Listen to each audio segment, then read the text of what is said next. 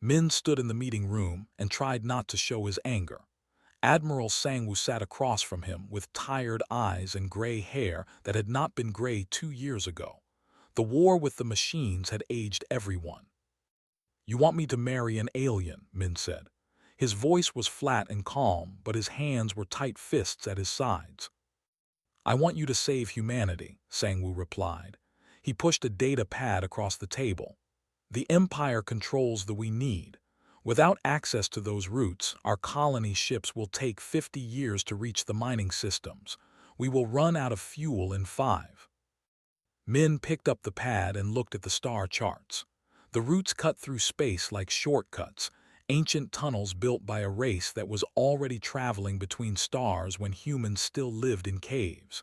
The Admiral was right. Without those routes, the human colony fleet would die in the dark between stars. "Why does their Chancellor want this?" Min asked. "They hate us. They think we are loud and messy and too emotional." "His daughter," Sangwoo said. The old man looked uncomfortable. "She is cursed according to their culture. No male will marry her.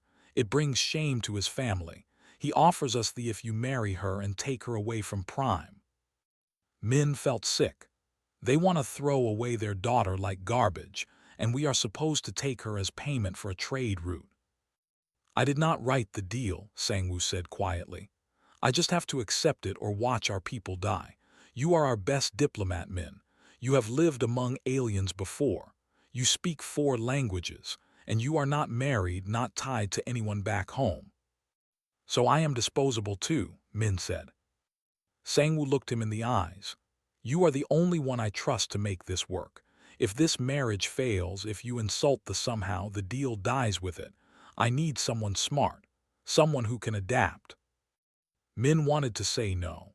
He wanted to walk out and never look back.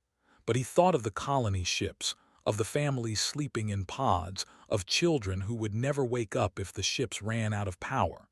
He thought of his sister Wu and her 2 kids somewhere in the fleet. "When is the wedding?" he asked. 3 days later, Min stood in the palace and tried not to stare. The building was made of black stone that seemed to absorb light. Everything was sharp angles and cold surfaces. There were no decorations, no art, no colors, just darkness and stone. They themselves were tall, with scaled skin that ranged from deep green to gray. Their eyes were golden and did not blink often. They moved with perfect precision like machines wearing flesh. When they spoke, their voices were low and emotionless. Chancellor stood on a raised platform. He was larger than the other, with scales so dark they were almost black. His robes were simple and functional. "Human Min said, 'You will meet your future wife now.'" A door opened at the side of the chamber. Min expected to see someone broken, maybe sick or deformed. That was what cursed meant in most cultures he knew. Instead, he saw a female who looked perfectly normal. She was tall like all, with scales that were a lighter green than her father's. Her eyes were the same gold color. She wore a simple gray dress. Then she saw him and smiled. The entire room went silent. Several actually stepped back. Min heard someone make a disgusted sound. The female walked toward him and Min realized what was wrong. She did not move like a. She bounced a little when she walked. Her eyes were wide and curious.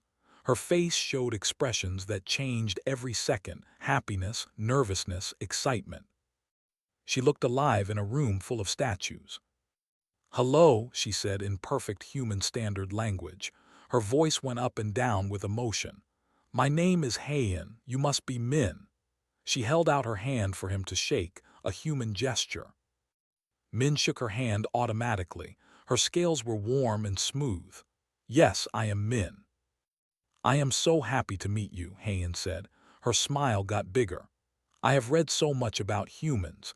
Is it true you have over 200 words just for emotions? That is amazing." Behind her, Chancellor made a sound like a growl.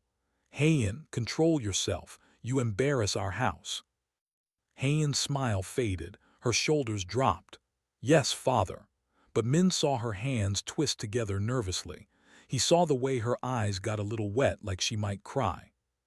He had seen 1,000 humans make those exact movements: nervousness, sadness, the need to please someone who could not be pleased. The ceremony was short and cold. Min and Heian stood before a priest who spoke words in a language Min did not know. They each put their hand on a crystal that glowed blue. The priest declared them married. That was it. No celebration, no joy. Half in the room looked at Heian like she was diseased. When it was over, approached them. The marriage is done. The access codes will be transmitted to your fleet within the hour. You will take Heian and leave Prime tomorrow. She is your problem now. Min felt his anger rise again, but Heian spoke first. "Thank you, Father," she said quietly, "for everything you tried to do for me." Did not answer, he just turned and walked away. That night, Min and Heian were given quarters in the palace. They sat in a room that was just as cold and dark as the rest of the building. Heian sat on a bench and looked at her hands. "I am sorry," she said. "I know you did not want this. No one wants this." "What is your curse?" Min asked. He kept his voice gentle. "You look healthy to me." Heian laughed, but it was a sad sound. "I feel things. Too much, the doctors say. I cry when I am sad. I laugh when something is funny. I get excited about learning new things. I care about people even when they are not family." She looked up at him. "They are not supposed to do these things. Emotions make you weak. Emotions make you fail. A good is logical, calm, and cold." Min stared at her. "You are not cursed, you are just human." Heian blinked. "What?" "Everything you described," Min said slowly. "That is how humans act. That is normal for us, expected even." For a moment Heian just looked at him. Then her eyes got wet again, but this time she smiled too. "Really?" she whispered. "Really?" Min said. And for the first time since arriving on Prime, he thought maybe this would not be so terrible after all. They had forced him to marry the cursed daughter. But she was exactly his type. The human medical ship was called the Hope, which Min thought was a good name. They arrived there 2 days after leaving Prime. Heian spent most of the trip staring out the windows at the stars, her face full of wonder that made the human crew members smile. Dr. Bora met them in the docking bay. She was a short woman with sharp eyes and gray streaks in her black hair. She had been studying alien biology for 20 years. "So this is your wife," Bora said, looking at Heian with professional interest. "The one the call cursed." "I prefer Heian," Heian said with a small smile. She held out her hand. "It is nice to meet you, Doctor." Bora shook her hand and raised an eyebrow at Min. "She has better manners than most humans I know." "The curse is complicated," Min said. Over the next few days, Bora ran tests on Heian. Blood samples, brain scans, genetic sequencing. Heian sat through all of it patiently, asking questions about everything. She wanted to know how each machine worked, what each test measured, why humans built their medical equipment differently than the. Min watched her fill 3 notebooks with information. "She is a curious one," Bora said to him while Heian was in a scanner. "Her brain activity is fascinating. The emotional centers are much more active than typical." "Is that bad?" Min asked. "Bad," Bora laughed. "It is exactly like a human brain. If I did not know she was, I would think these scans came from one of us." When the tests were done, Bora called them both to her office. She pulled up images on her screen showing Heian's brain compared to a normal brain. "The difference is clear," Bora said, pointing at the colored sections. "Normal have very small emotional centers. They process feelings but barely. It is like running a computer program with minimal resources. But Heian," she pointed to another scan, "her emotional centers are huge and very active. They look human." "But why?" Heian asked. She leaned forward, fascinated by her own brain scans. "I was normal as a child. The curse started when I was 15 years old." "Tell me about that time," Bora said. "What happened when you were 15?" Heian was quiet for a moment. Her fingers twisted together nervously. I found a data cache. It was hidden in an old storage facility near my school. Inside were thousands of files, videos, music, books, all from Earth. Min sat up. Human cultural files. Yes, Hayen said. Later I learned they were from a damaged human probe that crashed on Prime decades ago. No one knew it was there. I watched everything. I listened to your music. I read your books and poems. I saw videos of humans laughing, crying, dancing, singing. Her voice got softer. I saw parents hug their children just because they loved them. I saw strangers help each other for no logical reason. I saw people cry at weddings because they were so happy. She looked up at them with wet eyes. And I wanted that. I wanted to feel those things, to understand them. The more I watched, the more something changed inside me. I started crying during sad stories. I started laughing at jokes. I started caring about people I did not even know. Bora was typing notes rapidly. The brain is plastic, especially in young people. Exposure to emotional content, combined with the desire to understand it, could have triggered development in dormant neural pathways. In simple words, Min asked. Her brain rewired itself to be more human, Bora said. She taught herself to feel by watching humans feel. Hayen made a small sound. So I really am broken. I damaged my own brain. No, Min said firmly. He took her hand. You are not broken, you evolved. That night, Min found Hayen in the observation deck. She sat on the floor with her notebook spread around her, watching the stars drift by. Can I join you? He asked. She nodded and moved some notebooks to make room. Min sat beside her. I have been reading about human marriage, Hayen said quietly. It is very different from bonding. Humans marry for love. They choose each other. Usually, Min agreed. But not always. Sometimes marriages are arranged for political reasons like ours. Do you hate this? Hayen asked. Being forced to marry me. Min thought about his answer carefully. At first I was angry, not at you but at the situation. I felt like a tool being used, but now, he looked at her. Now I think I am lucky. Hayen turned to him, surprised. Lucky. You are kind, you are curious. You want to learn and grow, you feel things deeply. Min smiled. Back on Earth, those are the qualities I always looked for in a partner. To think you are cursed, but humans would think you are wonderful. Hayen's eyes filled with tears, but she smiled through them. I have never had someone say kind things about who I am. Everyone always told me I was wrong, broken, shameful. They were idiots, Min said. Hayen laughed, a real laugh full of joy. Then she wiped her eyes. Can I ask you something? Anything. Will you teach me more about being human? Not just the facts and data, but the real things. How to be a good friend. How to show love. How to live with emotions instead of fighting them. Min felt something warm grow in his chest. I will teach you everything I know.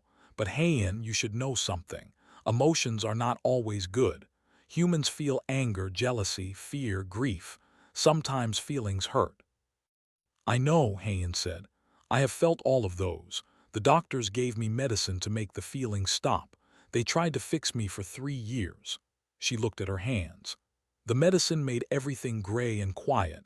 I could not feel sad, but I could not feel happy either. I could not cry, but I could not laugh. It was like being dead while still alive. You stopped taking it, Min guessed. 6 months ago. I decided I would rather feel pain than feel nothing, even if it made everyone hate me. She looked at him. Does that make sense? Perfect sense, Min said. Humans believe the same thing. We have a saying, it is better to have loved and lost than never to have loved at all. I like that, Hayen said softly. They sat together in comfortable silence for a while, watching the stars.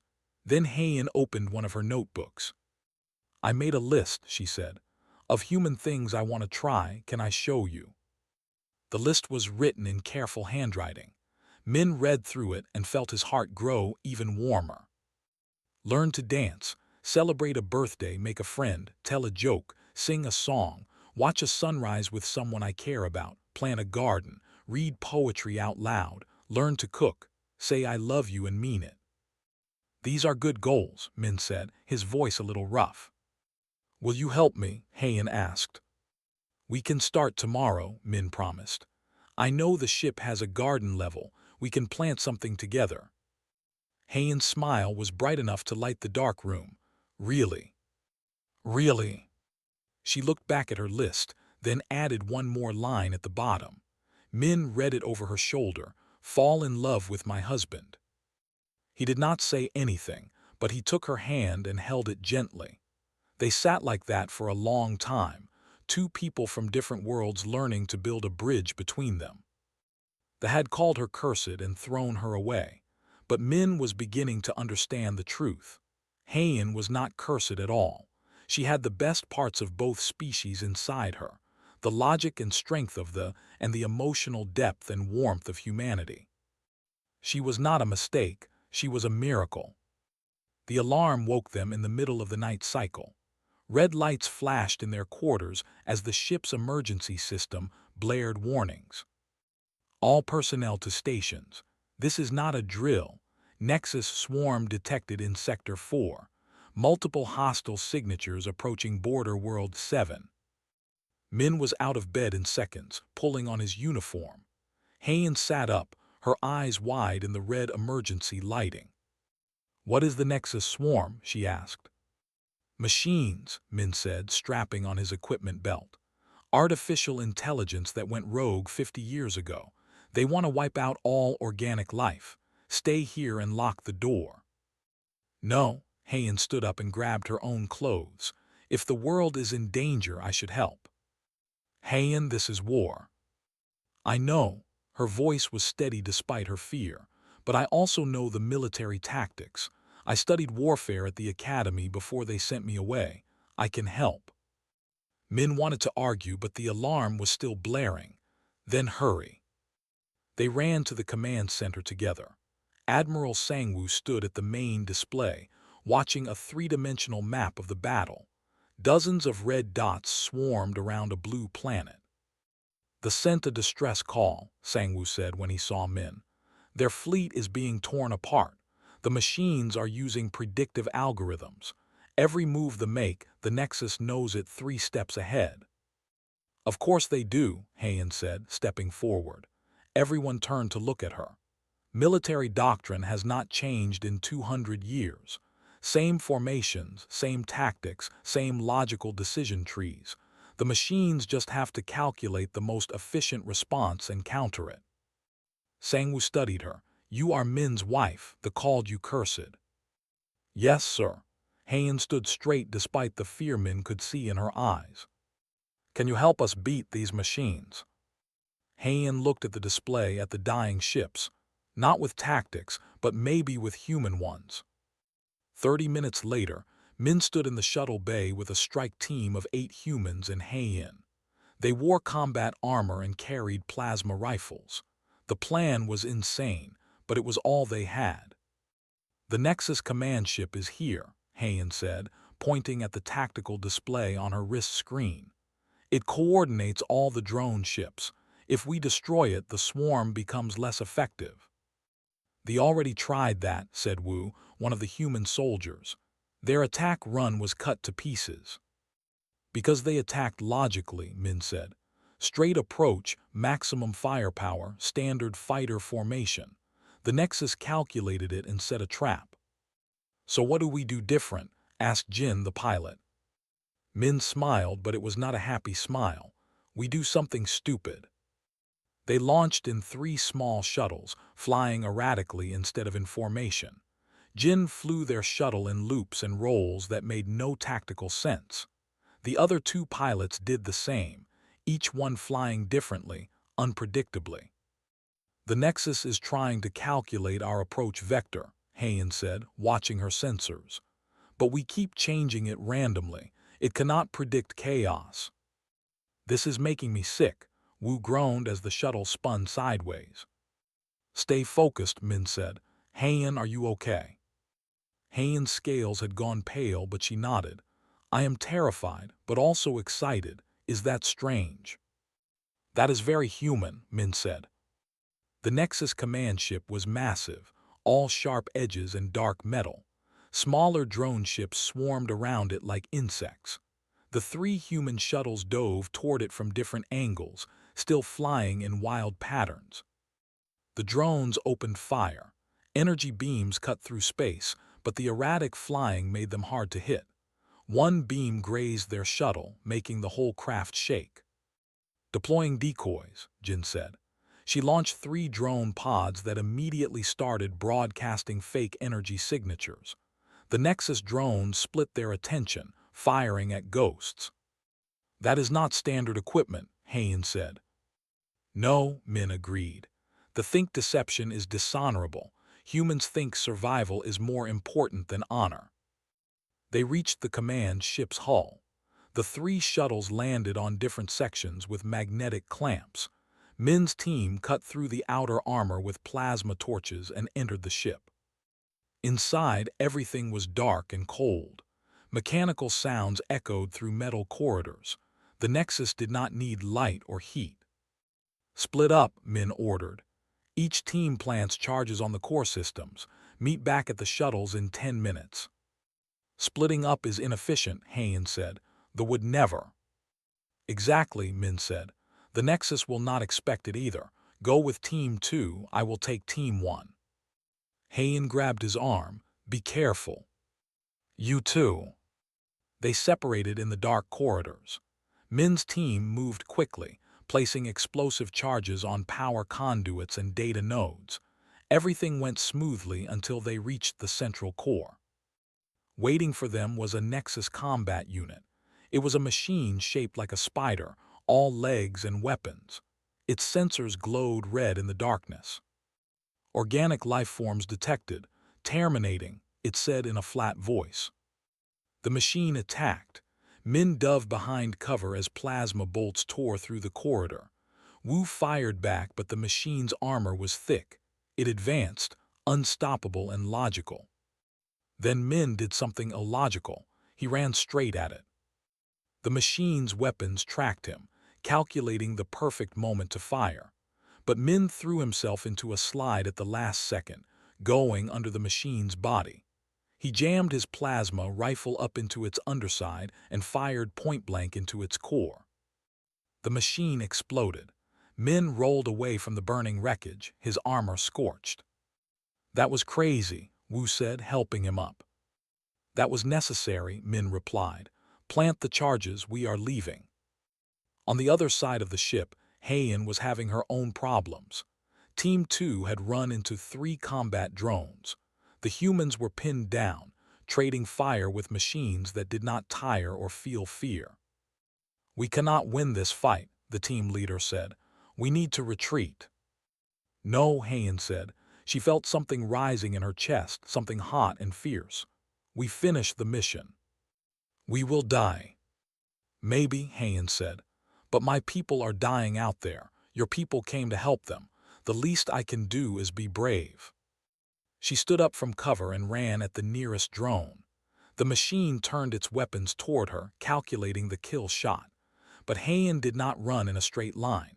She zigzagged, jumped, rolled, moved like no logical being would move.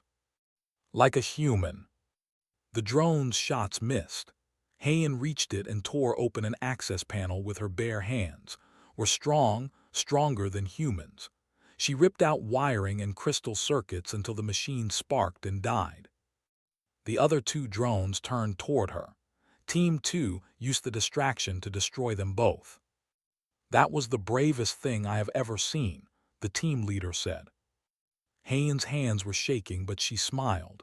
That was the most terrified I have ever been, but it worked. They planted their charges and ran back to the shuttles. All 3 teams made it with seconds to spare. The shuttles launched and flew away from the command ship at maximum speed. Detonating charges now, Min said. The command ship exploded in a ball of fire that lit up the dark of space. The drone ships immediately became confused, flying in random patterns without their central intelligence to guide them. The fleet, what was left of it, and destroyed the disorganized drones. The battle was over. The humans had won. Back on the Hope, Min found Heian in the medical bay. Dr. Bora was treating the cuts on her hands from tearing open the drone. "You should not have done that," Min said, but his voice was gentle. "I know," Heian said. "It was illogical and dangerous, and I could have died." "Then why did you do it?" Heian looked at him with those golden eyes that showed so much emotion. "Because I was afraid and angry and determined. I felt everything all at once, and those feelings made me strong. To think emotions make you weak. But today I learned they are wrong. Emotions make you fight harder. They make you do impossible things." Min took her bandaged hand carefully. "You are amazing." "I am learning from the best teacher," Heian said with a smile. The news spread quickly through both fleets. The cursed daughter and her human team had done what pure logic could not. They had beaten the machines with chaos, bravery, and heart. The message came 3 weeks after the battle. Chancellor himself appeared on the communication screen in Admiral Sangwoo's office. Min and Heian stood beside the Admiral. "The High Council has analyzed the battle data," said. His voice was as cold as ever. "Your tactics were unusual, inefficient in many ways, but effective." "Thank you, Chancellor," Sangwoo said carefully. His golden eyes moved to Heian. "My daughter participated in the combat operation. This was not part of our agreement." "Father, I chose to fight," Heian said. Her voice was steady. "My people were dying. I could help." "You are no longer," said. "You are human property now." Min felt anger rise in his throat, but Heian squeezed his hand, a warning to stay calm. "I am both," Heian said, "and I am proud of both parts of myself." The transmission ended. His face disappeared without another word. "He is still ashamed of you," Sangwoo said quietly. "I know," Heian replied, "but I am no longer ashamed of myself. That is enough." But it was not enough for everyone. 2 days later, a military ship arrived at the human fleet. Commander stepped off with 20 armed soldiers. "I am here for Heian, daughter of," announced. He was a large with dark red scales and cold eyes. "She has committed crimes against purity. She must return to face trial." "What crimes?" Min demanded. "She has spread her curse," said. "After the battle, she gave interviews to young people. She told them emotions are strength. She encouraged them to feel. Now we have reports of youths across the empire acting like her, crying, laughing, showing weakness." "Showing humanity," Heian said. She stood tall despite the fear Min could feel in her trembling hand. "I told them the truth. We do not have to be cold machines. We can be more." "You are a disease," said with disgust, "and I will cure the empire by removing you." Admiral Sangwoo stepped forward. "Heian is under human protection. She is married to one of our diplomats. Removing her would violate the treaty." "The treaty was made under false information," replied. "Chancellor did not know she would corrupt our youth. The High Council is divided. Half want to maintain the alliance. Half want to purge all human influence." His hand moved to his weapon. "I represent the Purge faction, and I will take her by force if needed." Alarms blared across the ship. More vessels appeared on scanners, surrounding the human fleet. "This is an act of war," Sangwoo said. "This is protection of our species," replied. "Give us the cursed one or we will take her." The standoff lasted for 6 hours. The ships held position around the human fleet. On the Hope, Min and his team prepared for the worst. "We should just let them have me," Heian said quietly. She and Min were alone in their quarters. "I am not worth starting a war over." "Yes, you are," Min said fiercely. He took both her hands. "Heian, you are worth everything. You are brave and kind, and you give people hope. The young who are listening to you, they deserve to feel emotions too. They deserve to be free from that cold existence." "But people will die if there is war." "People will die if we let tyrants decide who gets to feel and who does not," Min said. "Sometimes the right choice is hard." Before Heian could respond, the door chimed. Dr. Bora entered, followed by a young male. "This is Jinho," Bora said. "He arrived on a small shuttle an hour ago. He is not military." Jinho looked terrified but determined. His scales were a light blue-gray, and his eyes showed emotions that no traditional would display. "I saw your interviews," Jinho said to Heian, "about emotions being strength, about being proud of who you are. I came from Prime to thank you." "Thank me?" Heian asked. "I am like you," Jinho said. "I always felt things I was not supposed to feel. I thought I was broken. The doctors wanted to medicate me to fix me, but my parents helped me escape. They sent me here to tell you that you are not alone. There are hundreds of us across the Empire, maybe thousands, young who feel things, who want to be more than cold machines." Heian's eyes filled with tears. "I never knew." "We were hiding," Jinho said. "Afraid, but you showed us we do not have to hide anymore. You fought machines with human emotions and won. You saved a world using tactics born from feeling, not just logic." He looked at Min. "The young are watching. If Commander takes Heian by force, we will know that emotions are still crimes in the Empire. But if you protect her, if you fight for her right to feel, you show us there is another way." Min understood. This was bigger than one person. This was about the future of an entire species. "We protect her," Min said, "no matter the cost." The message went out to all channels. Admiral Sangwoo made it clear. Heian was under human protection. Any attack on her would be an attack on humanity. Commander responded by launching assault shuttles toward the Hope. But then something unexpected happened. Civilian ships started arriving. Small personal craft, cargo haulers, even old transport ships. They positioned themselves between the military vessels and the human fleet. "What are they doing?" Sangwoo asked. "Protecting me," Heian whispered, watching the display in disbelief. A transmission came through. It was a young female on a cargo ship. "My name is Min. I am one of the feeling ones. If Commander wants to hurt Heian, he will have to go through all of us first." More transmissions came in. Young from across the Empire, all declaring themselves cursed ones, all offering protection. On Prime, something extraordinary happened. Thousands of young gathered outside the High Council building. They stood in silence, holding signs with messages written in both and human languages. "Emotions are not weakness. We choose to feel." Heian showed us the way. The protest was broadcast across the Empire. Traditional watched in horror as their children publicly embraced their emotions. Some cried, some smiled, some held hands with strangers. It was a revolution of the heart. Chancellor appeared on the communications screen again. This time, he did not look at Heian with disgust. He looked tired. Commander said, "Stand down, that is an order." "But Chancellor, the curse is spreading," protested. "The curse, as you call it, was already there," said. "We just forced our children to hide it, to be ashamed of it, to suffer in silence." He paused, and for the first time, Min heard something like emotion in the Chancellor's voice. "I did the same to my own daughter. I called her broken when she was just being honest. I threw her away when I should have protected her." On the screen turned to look directly at Heian. "I was wrong. The High Council was wrong. These young are not cursed. They are evolved." Heian made a small sound, her hand covering her mouth. "The Empire will not attack the human fleet," continued. "Instead, we request a new agreement.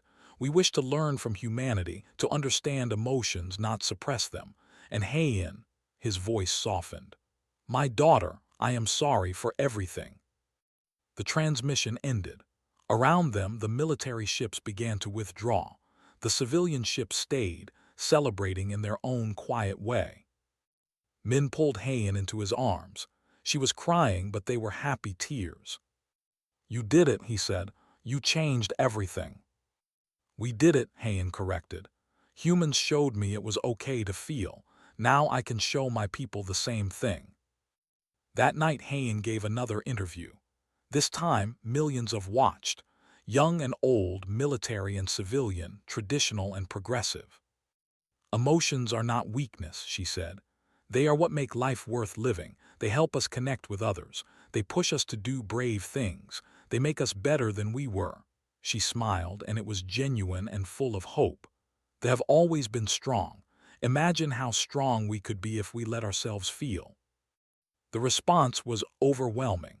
Requests came from schools wanting to teach emotional intelligence, scientists wanting to study the benefits of emotional decision-making, parents wanting help understanding their feeling children. The cursed daughter had become a prophet of change. 6 months after the standoff, Min stood in a garden on Prime. It was the first garden they had ever planted for beauty instead of function. Flowers from a dozen worlds grew in careful beds. Trees provided shade. Water ran through small streams. Young sat on benches, some reading, some talking, some just feeling the sun on their scales. They smiled, they laughed, they lived. "It is beautiful," Hayen said, walking up beside him. She carried a basket of seeds from Earth. "You built this," Min said. "We built it together," Hayen corrected. She had learned that humans like to share credit for good things. "But today is special. Today we plant something new." They walked to an empty plot of soil. A small crowd gathered to watch, including Chancellor. The old had changed in the past months. He smiled sometimes now. His voice carried warmth when he spoke to his daughter. "What are we planting?" asked Min, the young female from the cargo ship. She had become one of Hayen's closest friends. "Apple trees," Hayen said. "They take years to grow, years to give fruit, but the wait is worth it." She looked at her father. "Humans taught me that good things take time and patience and care. They taught me that hope is worth planting, even if you do not see the results immediately." They planted 3 saplings together. Humans and working side by side, their hands in the soil, building something for the future. When they finished, Chancellor spoke. "The High Council has made a decision. We are creating the Academy of Emotional Sciences here on Prime. It will teach young about feelings, about human culture, about the balance between logic and emotion." He looked at Hayen. "We would like you to lead it." Hayen's eyes went wide. "Me, but I am still learning myself." "That is why you are perfect," said. "You understand the struggle. You know what it feels like to be ashamed of your emotions and then to be proud of them. You can guide others through that same journey." "I accept," Hayen said. She looked at Min. "If my husband agrees, this would mean staying on Prime for a while." "I go where you go," Min said simply. The academy opened 2 months later. The building was designed with both efficiency and human warmth. Large windows let in natural light. The walls had colors, not just gray and black. Art hung in the hallways, paintings and sculptures that showed emotion through form. On the first day, 300 young attended. Some came because they felt emotions and wanted to understand them. Others came because they were curious. A few came because their parents forced them, the same way Min had been forced into his marriage. Hayen stood before them in the main lecture hall. She was nervous, Min could tell, but she was also excited and determined and full of hope. "My name is Hayen," she began. "They called me cursed. Humans called me wonderful. I have learned that I am both and neither. I am simply someone who feels things deeply, and that is okay." She smiled at the young faces watching her. "You are not broken. You are not shameful. You are the future of our species. And together, we will show the empire that emotions and logic can work together to make us stronger than we ever imagined." The first class was about basic emotions: happiness, sadness, anger, fear. Hayen taught them that all feelings were valid, that crying did not make you weak, that laughing did not make you foolish. One student, a young male named Junho, raised his hand. "But what do we do with the feelings? Sometimes they are too big, too much." "That is the most human question possible," Hayen said warmly. "Humans have developed many ways to handle big emotions. We will learn them together. Art, music, talking with friends, physical exercise, meditation. There are so many tools." Over the following weeks, the academy became a place of transformation. Students learned to paint their feelings. They wrote poetry. They sang songs. They talked about their fears and hopes with each other. And slowly, the change spread beyond the academy. Traditionals started to notice that the young ones who learned about emotions made better decisions in crisis situations. They formed stronger bonds with their teammates. They showed creativity in solving problems. The empire was evolving. One evening, Min found Heian in her office at the academy. She was reading reports from students, making notes on her data pad. "You should rest," he said. "I will soon," Heian promised. "But look at this." She showed him a report. This student, she was completely shut down emotionally 6 months ago. Her parents had her on heavy medication. Now she is writing the most beautiful poetry. She is thriving. Min sat on the edge of her desk. "You are changing the world." "We are," Heian corrected again. She stood and wrapped her arms around him. "I could not have done any of this without you. You showed me that being different was not wrong. You gave me the courage to be myself." "You gave me something too," Min said. "What?" "A home, a purpose, a partner who challenges me to be better," he smiled. "They forced me to marry you, and I thought it would be a sacrifice, but it was the best thing that ever happened to me." Heian kissed him, a very human gesture that she had learned from watching old Earth movies. "I have something to tell you." "What is it?" "Dr. Bora ran some tests last week. Remember when I was feeling sick?" Heian's eyes sparkled with joy and nervousness. "I am pregnant. We are going to have a child." Min felt his heart stop and then race forward. "A child, human and—" "Bora says it is possible, rare but possible. The baby will be the first of their kind." Heian's hand moved to her stomach. "I am terrified. What if I am not a good mother? What if the baby is rejected by both species?"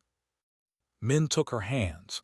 "You will be an amazing mother, and our child will not be rejected. They will be celebrated. They will be proof that different species can build a future together." "You really think so?" "I know so."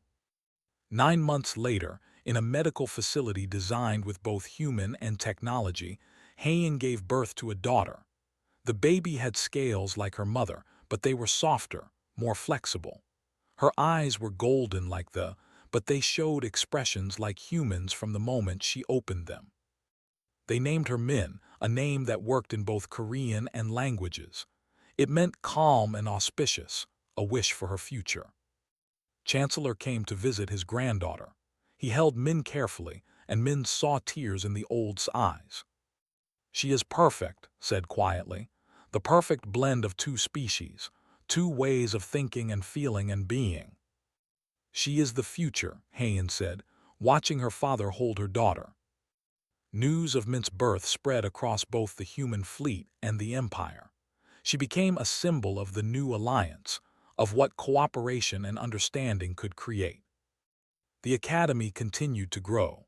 More joined, learning to balance their natural logic with emotional intelligence. The Empire started to change from the inside. Art galleries opened. Music became popular. Started to form friendships based on feelings, not just logical compatibility. Commander, the one who had tried to take Heian by force, requested a meeting 1 year later. He came to the academy alone, without weapons or guards. "I was wrong," he said to Heian. "I fought against change because I was afraid that emotions would make us weak, make us lose what made us. But I have watched the young ones who graduated from your academy. They are stronger, not weaker. They think more creatively. They care more deeply about their duties and their people." "Thank you for telling me," Heian said. "I want to learn," said. "I am old, set in my ways, but I want to try. Can you teach an old soldier to feel?" Heian smiled. "It is never too late to grow." 5 years after the forced marriage, Min and Heian stood in the garden they had planted. The apple trees were tall now, covered in white blossoms. Min ran between the trees, laughing as she chased butterflies. Other children played with her, both human and a few hybrid children like herself. "Do you remember what you said the day we met?" Hayan asked. "Which part?" "You said I was exactly your type." Min laughed. "I did say that." "Was I really, or were you just being kind?" Min pulled her close, watching their daughter play in the Garden of Two Worlds. "You were exactly my type. Smart, brave, kind, curious, and full of so much heart that it spills over onto everyone around you. The universe forced us together, but I would have chosen you anyway." Hayan leaned against him, content. "We should do something to celebrate our anniversary." "What do you want to do?" Hayan smiled, that bright, genuine smile that had changed an empire. "Something completely illogical. Let us plant more trees. Trees we will never see fully grown. Trees for our—" Min kissed her forehead. "That is the most beautiful idea I have ever heard." They called Min over, and together the three of them planted seeds in the rich soil. Around them the garden grew. Above them, ships from Earth and Prime traveled together through the, united in purpose and friendship. The cursed daughter had become a bridge between worlds.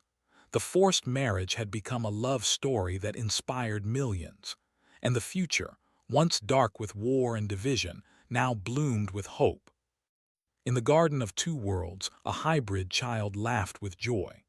And in that laugh was the sound of humanity's greatest strength, the courage to feel, to hope, to love, and to build something beautiful together.